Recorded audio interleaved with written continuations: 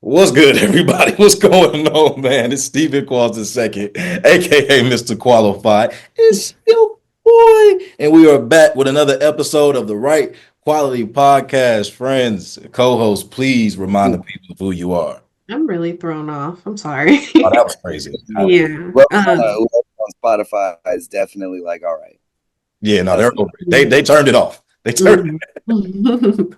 a listener. Ashley Wright the first. it. Ganger. Good morning. If you were tired for work, you're welcome. If you're just tuning in, you're welcome. Hello, Miguel. Right.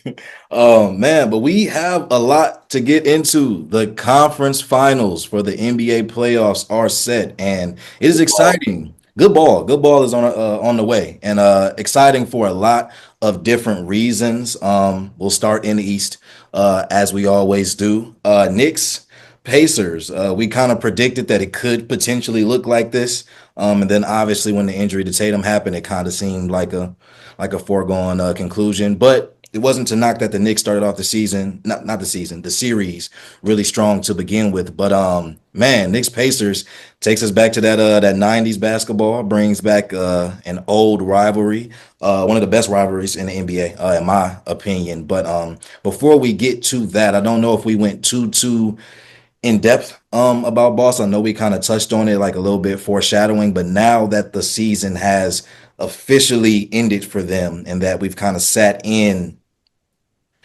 the fact that their season, is over, even though a lot of people kind of expected them to potentially repeat. Uh, where do things stand for them now, and what is priority number one going into this offseason as they prepare for next season, more than likely without Jason Tatum for the entirety of that season? Kind of like what we said when we were discussing potential trade packages. Boston really just has to figure out a good spot for KP to go. I don't think he fits there. And then Al Horford, his decision is looming whether to retire or return. So maybe potentially looking to replace him. But they really just have to look at those big positions. If you keep JB, maybe you draft a nice wing. I don't think you have to go out and land a lotto trade. But yeah, I think you just let Jason Tatum get healthy. You look to move Porzingis at the least, and then you address that wing spot that Jason Tatum's going to leave. Figure out what's wrong with Kristaps Porzingis. Uh, Figure out if it's enough to deal with or to move on from. 'Cause that's a big part of the contract that's taken up $1 billion from the starting lineup. Um, Al Horford will be back. I think he dies in a Celtic jersey, literally. Um, Somehow, some way, he'll be 80 years old, still banging corner threes for them, locking up any big that's going to the paint for them. I don't know. He's gonna run it. I don't know. Yeah, I don't know. The window isn't the window anymore. I think this how this team looks definitely looms on his decision a lot more than if they had JT coming back. Um, please rest Al. Um, yeah, I don't know. I've seen trade packages for Jalen Brown already, so that says something from Bill Simmons at that. So Oh, uh, we'll see. I don't know. I don't think about them too much. I think it's just a rest and recovery year, and then yeah, like I think the real piece is Kristaps. Maybe you let Drew go. Who knows? Even though you're not looking for him to be a spark on offense, defensively he's always going to be what he's going to be. Who do they find to step up in those offensive roles that plug a 35-5 guy? What do you do? Yeah. I don't think Boston should be desperate, but I do think they need to be aware in this season. They're definitely going to move somebody. The question is who, and I think the biggest thing is I think they need to get younger. Not that they're an extremely old team, right? If Horford comes back on some type of minimum deal, That's great. But honestly, I think Horford should just ride off into the sunset and retire. But, maybe he feels like he owes something to the organization, or maybe he just feels like he has some left in the tank. But with Tatum out, depending on what they do, I can't imagine you trying to give Horford a larger role throughout the regular season. So something they'll have to figure out. I agree, figure out what's going on with Porzingis and if it's worth it. I think Drew is one of your more valuable trade pieces because although he's regressed, he's still somebody who a lot of teams could use as a vet to plug in, especially as some type of defensive glue specialist. So there's trade value there. I don't see them trading Jaylen Brown anytime soon because Tatum is out. I think it'll be interesting to see one, if he recovers from this partially torn meniscus in the offseason. Ideally, he can put energy towards that and actually recover it and get back to 100%.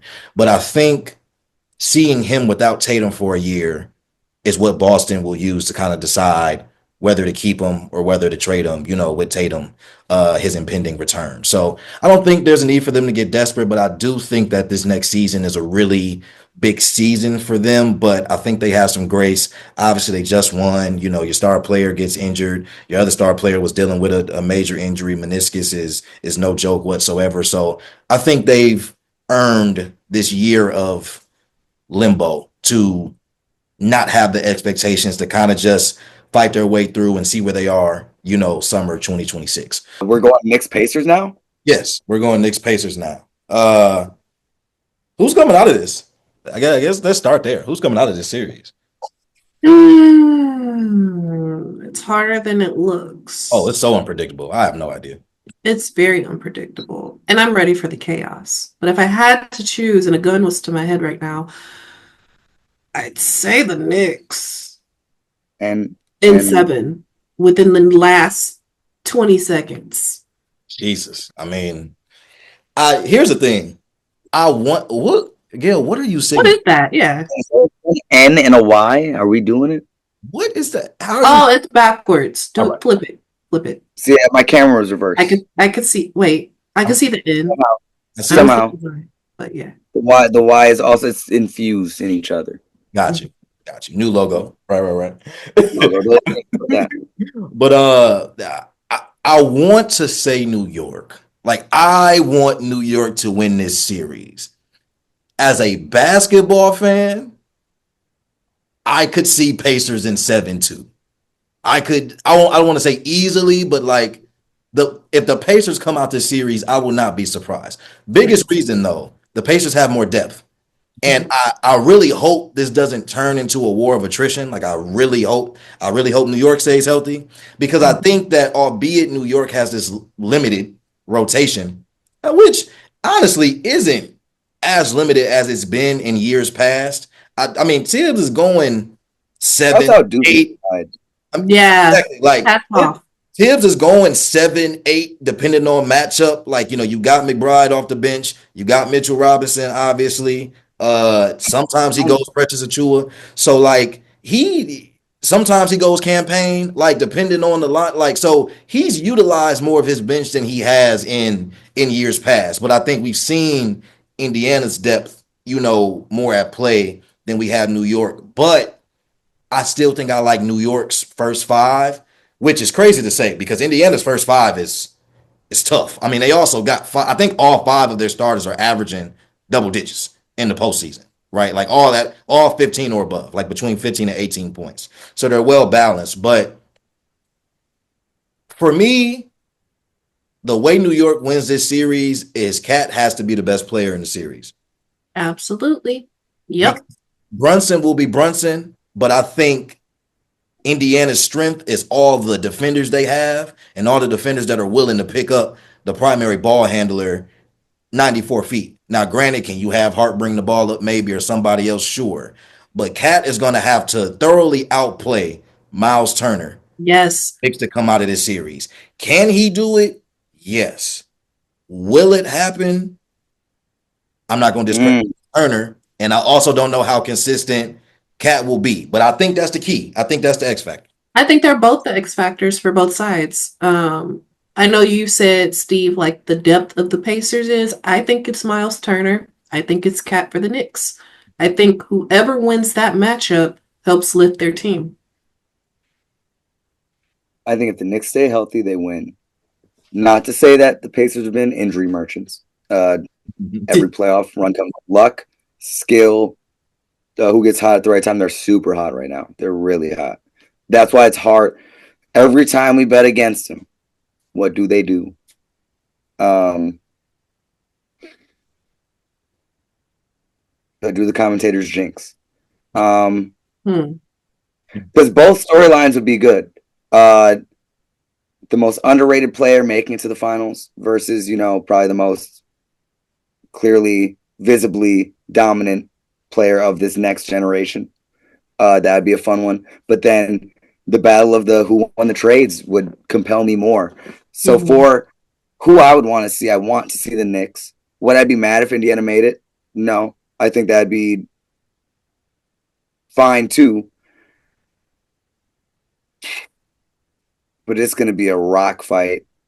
I really do think the X factor is, for me, it's the X factors in Aaron Nesmith and Josh Hart. I Mm. think whoever gets down the most out of those two, whoever can stay out of foul trouble, Josh. I think even though, but Cat is Lord. Which Cat do you get? Cat's his own X factor. I think. Let me tell you, because if we don't see it this series and they get out of Indiana, if he ends up having a meltdown on the greatest stage, like Minnesota fans, find me in the chat. Does he not have one of the worst playoff temperaments in terms of just like do you hear a "oh my god" like once Mhm. every like couple of plays? And not to say that he's not getting fouled or like that they're not there, but like put your head down and go. It's the playoffs. There's going to be a lot of those. Like you're going to hear yes, but like he can't stop playing, and he picks up dumb cheap fouls when he's frustrated. He's out in the first half early, then he'll have 3 points going in the second half, have no rhythm, chuck some dumb stuff the rest of the game. And it's just like I don't want to see that. I don't want to see that Cat. I'm rooting for him. I'm rooting for him at every moment. But he just does some things at some bad times where it's like, you can't be doing this right now. Like your team, you're too valuable to your team to be getting yourself X'd out of the game because you're mad that you didn't get yours. So now you committed a couple of dumb ones. And now you got to live with like extended Precious Achua minutes when you don't have to. So, yeah. No, get Precious, no flack though. Nah. Oh, Sorry. Precious, it's no flack though. He's just not Cat. He's not Cat. No. I mean, it depends. Like you said, it shouldn't be heavy minutes. Like if he needs to give you 5 minutes, a little stint, that's one thing. Serviceable. Yeah, serviceable. But Like, I got like 28 minutes of Precious Achua versus Miles Turner when no, I could have a spacing No, that's big. a lot. well, wait, well, no. What I was just about to say though was I think maybe Mitchell Robinson is more of an X factor too because he had a major impact in the Celtics series, and since he is coming off the bench, if I'm not mistaken, He does. yeah, if He's he is more coming off, reliable though. you said what? He's been Yeah, reliable. no, he's been reliable. So maybe you don't have to lean on a lot of minutes from Precious Achua because outside of Mitchell Robinson not being able to make free throws, he has like an amazing impact on the glass, and especially with Indiana, like they're gonna need that. I know they don't love playing Mitchell Robinson and Cat together, and they probably shouldn't against the Pacers. I don't think that will bode well, like in their favor, just because you can't. I don't want to have Cat on the perimeter guarding more than he absolutely has to, and it'll already be enough of that happening with Turner being a stretch big. So we'll see. But to your point about Harden Neesmith, I think Mikhail and OG. That's that, and I honestly meant OG more than Josh because Josh can have a not too good offensive game and they'll live because he's doing everything else. But I like the Josh OG, versus Neesmith though. Well, I like Josh versus Neesmith because I feel like they give the the same. same Or would you say spark. Hard is more like Nimhard? Hard is more Nemhart because they don't have to score. They're going to impact the game with their passing, their toughness, their scrappiness. But I think OG and Nemhart because if it's not going, that's either 15 on for one guy and 15 off for the other. It's a 30-point swing right there off those two guys. Mhm. If it's sinking, Yeah. But yeah, I mean, evenly matched series, in my opinion. I think coaching is even as well. So I think we're gonna I think we're gonna get a lot of good basketball, and I I want it to go 7. If either team wins in 6, depending on how the games go, that wouldn't surprise me either. But man, a game 7 in the Garden to go to the finals would be nothing better. So we shall see. We shall see. But yeah, but we said picks, said New York. Are we saying New York in 7? Yes, sure. Send it up. Oh, God bless. New York is 7. I need it. I need to see who's going to win this trade. Speaking of, Julius Randle and the Minnesota Timberwolves going to face Alex Caruso and the OKC Thunder. No, they are. No, Caruso, we're definitely going to have to get into that as well. We start on the Minnesota side.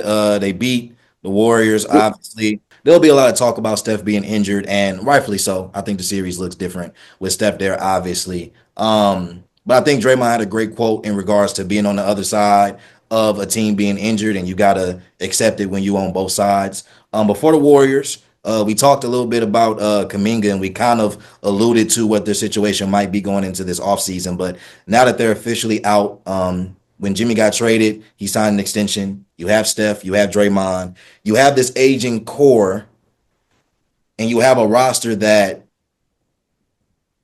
doesn't necessarily scream contender, unless you're just consider them being carried by Steph. But what do they do this offseason to maximize the rest of Steph's window? Can they maximize Why don't we hear the trade? window? That's a better question. Why don't we hear this trade Steph rumors? Get him out. Get him some help. That moves the bus. Move him. Blow it all up. They're not moving Steph, You man. can't Yeah. They In not realistic news. get him out. Pack In him up. realistic news. I'm gonna start photoshopping Bucks jerseys. I don't know. I just feel like he got injured. It was unfortunate. I don't think every team in the offseason needs to make a move. I just don't. And I don't think the Warriors are one of those teams. You made your move at the trade deadline. It's cool.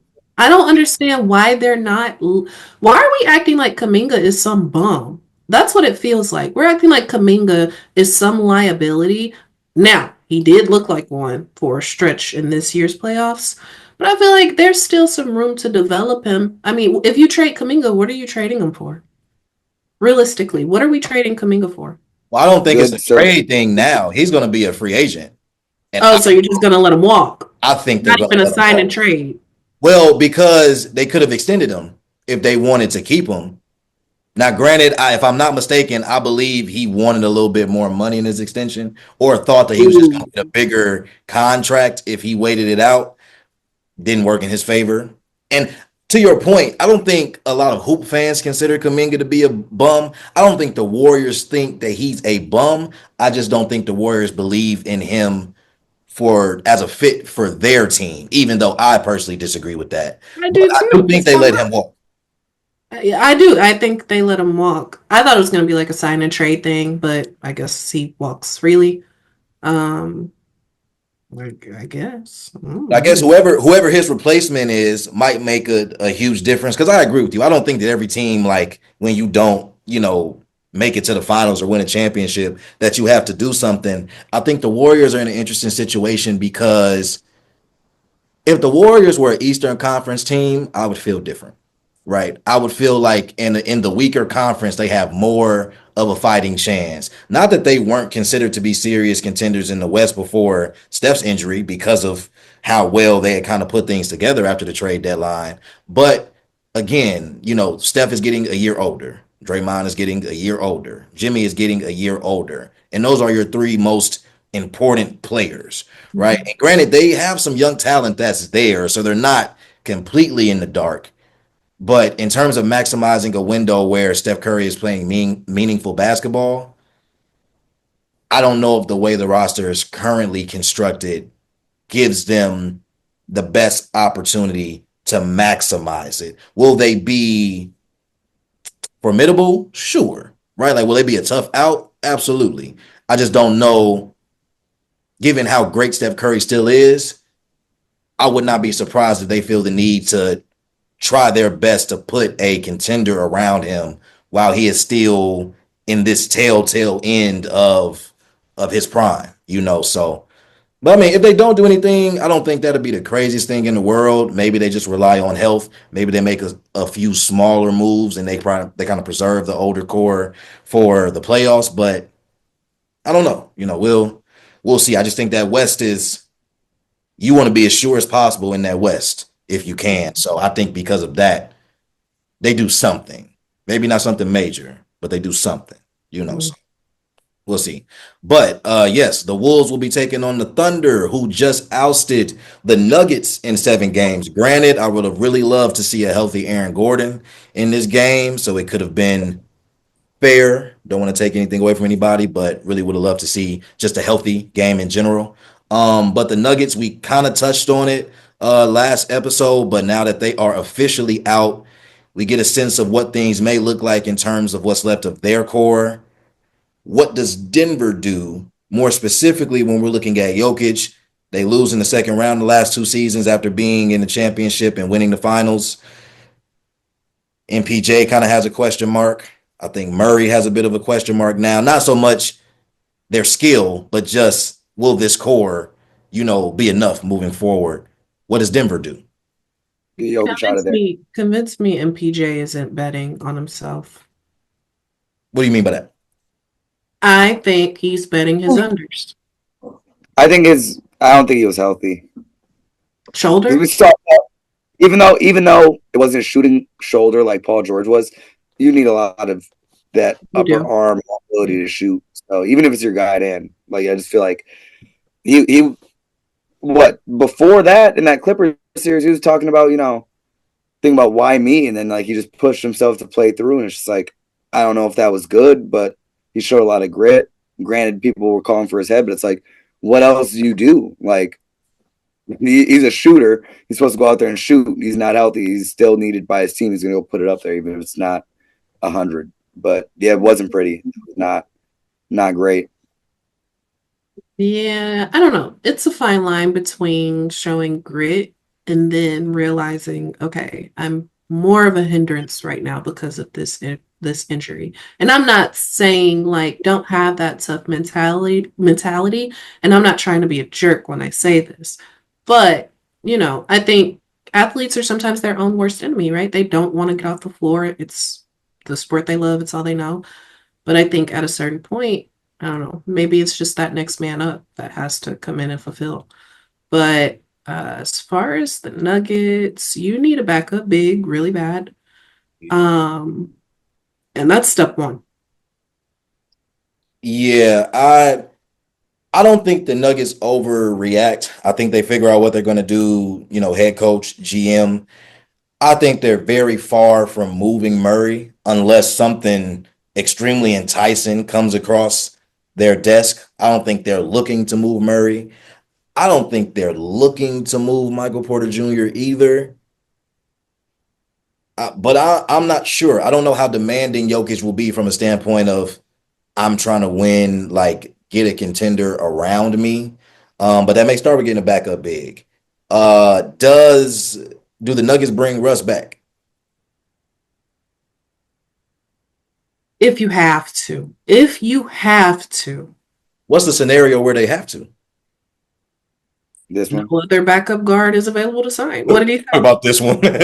Um, I mean, Oh, fair. It can't hurt. I don't think it necessarily hurts you. I, I don't think it hurts either. I mean, obviously he's impactful with his energy and everything. Yeah. you just hope to not rely on. Yeah. You don't want to rely on, Needs to be shifted. Put him in, but yep. It's kind of yeah. like we were talking about with New York and Precious. Like you don't want to rely on heavy Westbrook minutes at this point in his career. Like it's just not the same. Good, but you shouldn't have to. Right. I think they gotta move on. They gotta send Jokic to greener pastures. I mean, yeah, no. Any other send him to Milwaukee for what? You got to get a big back. So I don't know, Brook Lopez. And Straight up then too. Straight up. That's a straight straight up up, trade. straight up. I think that's fine. Big for big. Brook could shoot deep. Uh, and what Pass the most scored ball. in Nets history. KD played there. James Harden played there, and Kyrie. I think I rest my case. Yeah. I agree. I think that's a good trade. I think honestly, it might be a bigger trade than Luca and 80 this year. And I Yeah. just feel like Brook is a better fit in Denver. I mean, he is called Splash Mountain. What do they have in Denver? No. Mountains. Mountains. I can't wait to clip that up and rage bait everybody, Man, especially on TikTok. This is just for y'all. we sound so sincere there too. Yeah, right. It was so serious. I don't know, Brooke Lopez. It makes sense, right? The craziest thing in the world would be Brooke legitimately going to Denver as a backup center. That actually looks good. It looks great for It's them. reliable. It's reliable as a backup. Slash a little bit more. Peyton Watson can slash. Christian Brown can slash. Yeah, that does this. Not bad. How about we do realistically though? Brooke for Jamal. Add that to the clip. I don't think Jamal. Look, Jamal didn't play bad enough for that to be on the table. But no, but that's for the clip. That's for the clip because we were talking about Jamal is better than Don. Now they're really going to be like, oh man. Now it's going to flip even worse and be like, wait, I thought Jamal was good. I thought. Don't worry about it. Hey man. Look, we're just showing you ball, man. This is just what ball is telling you. I'm posting clips. I'm not even on TikTok. You can talk to a wall. But we have, I think for a lot of us, we got the Western Conference Finals that we wanted. Thunder, Wolves, and Shea. Whew. Who is coming out of this series? Aura v Aura. Now, I do think the Thunder's role players are a little more reliable than the Wolves. And so for that reason, I have to go Thunder. They're more consistent. I agree with that. Thunder also have a little bit more depth by the numbers, but I think their players are also more reliable. They went 2-2 on the year. The play style favors OKC, just in terms of like who each team has, where they're at defensively, who's guarding the paint.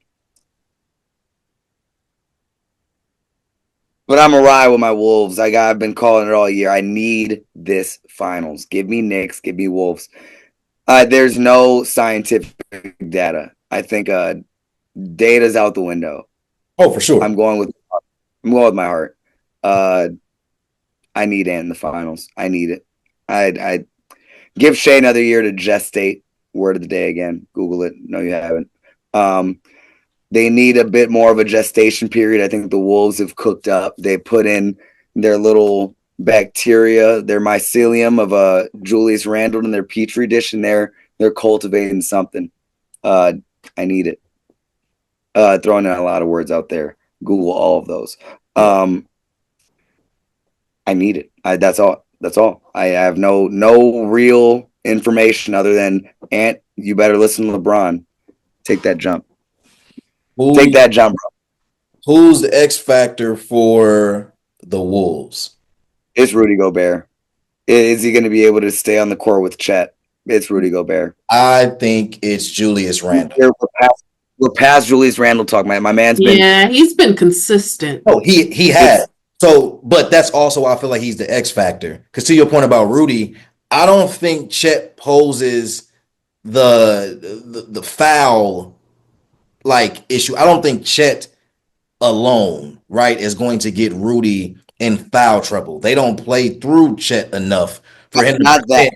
But so, and I get what you're saying. I don't necessarily disagree, but I think Randall has to continue to do like this is not the moment to drop off, right? But he's going to be playing Chet and Hartenstein. Like he's going to have, not that he hasn't had formidable opponents throughout the playoffs, right? But you're going against a bigger lineup in general. You're going against a better defensive team in general, right? So I say Julius Randle because I think you trust Gobert to play to his strengths, if nothing else. Like, so I think you trust Gobert to be the defensive fort that he is.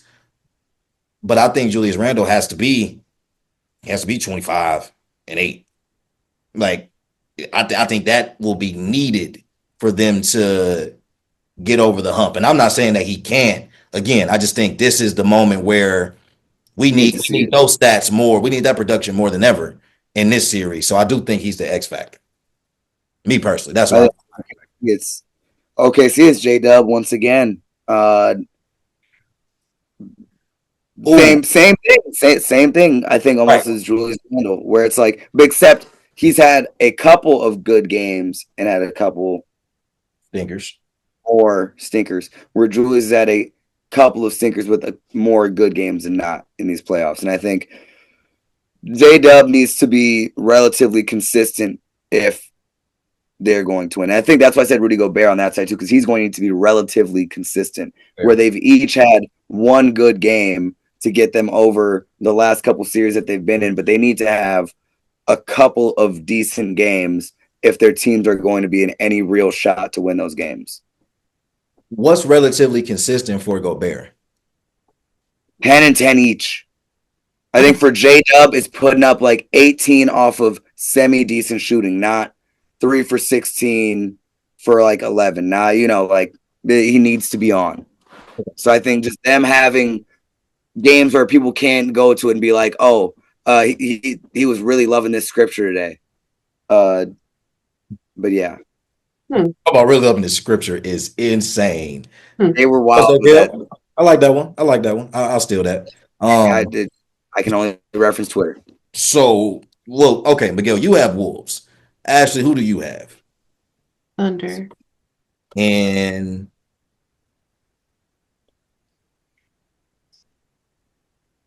Game 7. Honestly, though, you know what? If Shea plays as inconsistent as he did against the Nuggets, it's over with in 6. Minnesota's way. That's what I like to hear. It's a great Don't great podcast host over here. don't let Thanks. Ant smell blood. That's all I I got do to agree say. with that. I How think about the round trade you almost crafted? But yep, that's the one. so. I will. I'm weak. I will say I do very much agree with that. I don't think the Thunder are even in a position to smell blood. I don't even think that it's their mentality because they don't know this yet. But Ant being in the conference finals last year, losing kind of in the fashion that they did, going through this particular season, you come off a conference finals run, you have this up and down season, you got new players, you're trying to bring this team together, y'all hit your stride at the right time, you've already kind of taken down these legends, however it looks. Ant can smell blood. I don't know if Shea even, I don't want to say they don't sense the opportunity, but I think smelling blood puts into perspective. Like if Ant senses any like chink in this Mhm. armor, I think that's when we'll see him kind of turn up and be like, I'm taking this. Mhm. Like all the expectations y'all had, everything y'all supposed to do, I'm gonna just go ahead and take this mine now. I don't think OKC has that mentality just yet. So that'll be really interesting. But that does lead into my next question, something I've seen since the conference finals have been set, and something we kind of alluded to last episode. With the conference finals set now, we have 4 teams led by young superstars, and one player will be getting the first ring of their career this postseason. Mike, Such a troll. For the 4 superstars, to be specific and be clear for y'all that are like Miguel, this is talking about Brunson, Halliburton, Shea, and Ant. Which I think the answer to this is easy, but which superstar's ring will mean the most? and I think it's easily Ant. I think it's Brunson. Really? That's a great argument. So why do you say Brunson I think this ring will solidify Brunson as a top 10 player in the league? in the league currently. I don't think he's solidified for a lot of people as a top 10 player, But I think a ring really seals the deal. I think for Ant, he comes to mind when you think of top 10 active players right now. Hands down, he comes to mind. I think for Brunson, it's just a lot more riding on if he can get a ring or not. And then doing it for New York, crazy. I was gonna say, I'll do you one better. If Brunson gets a ring, we gotta start having a conversation about where he ranks among Knicks. Yeah. I Realistic. mean, top 5. I mean, He's it's gotta doing be. something Patrick Ewing couldn't do.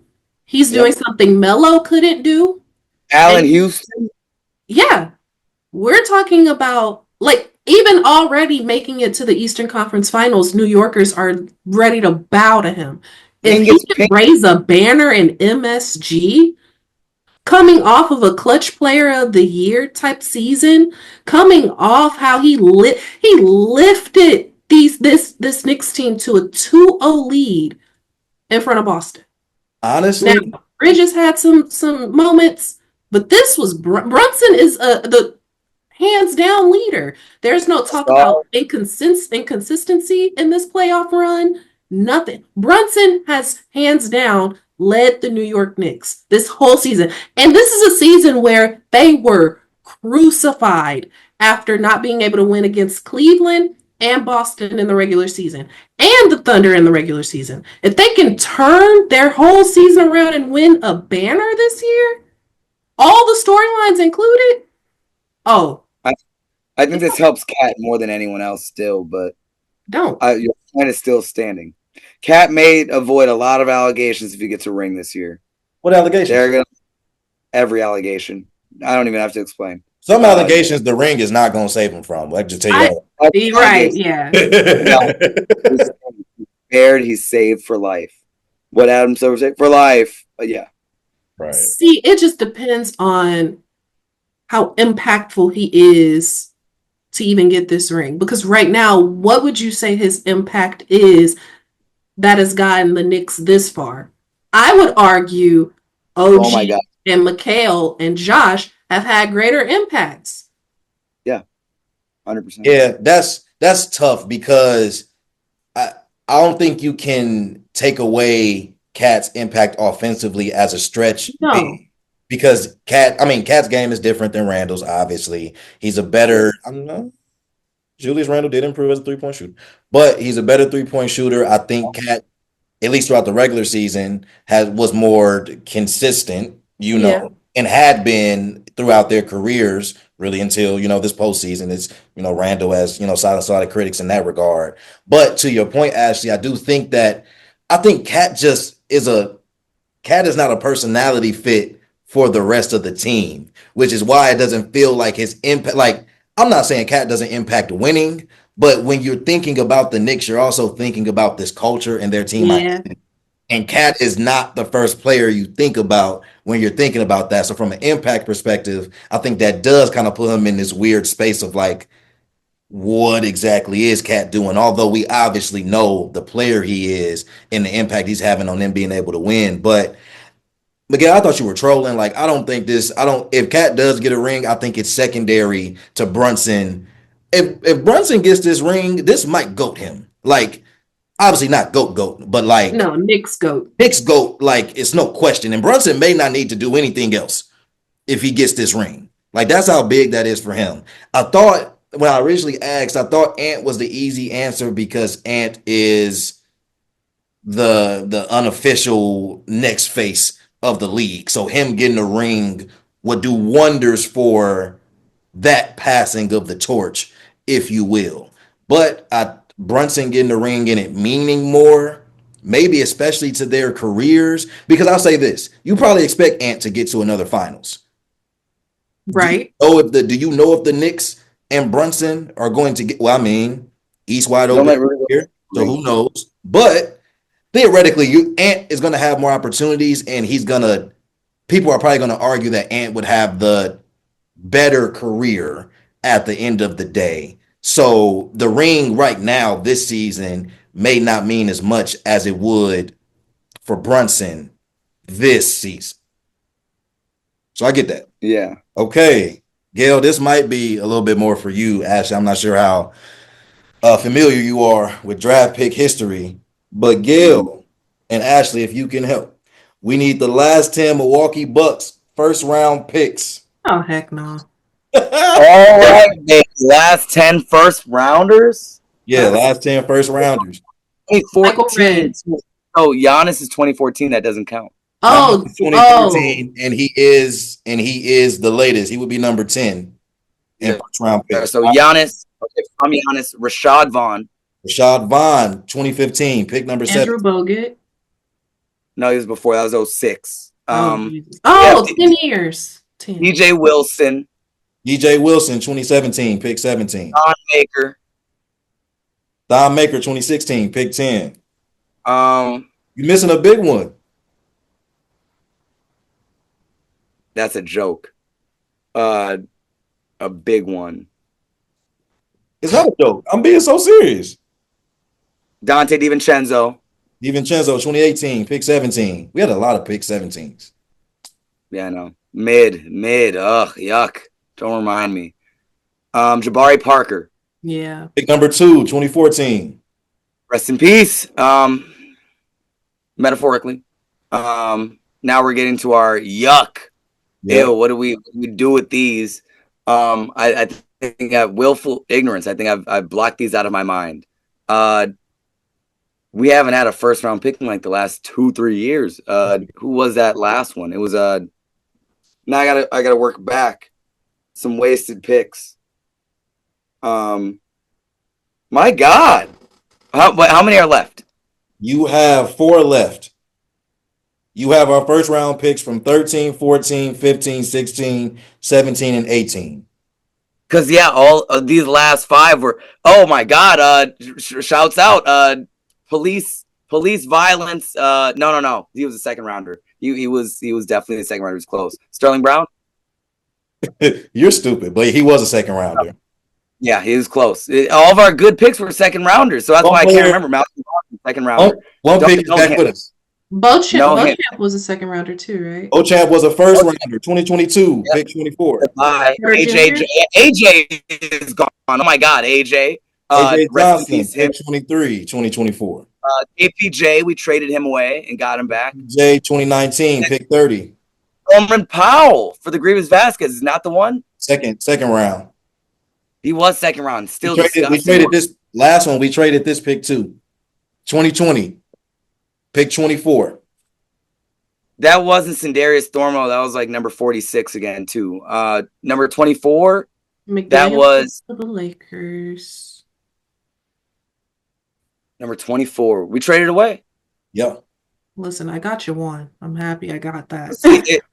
It's not all of the bad ones I've said already. Like Grievous Vasquez for Norman Powell, horrible. KPJ trading that away, horrible. 24, 2020.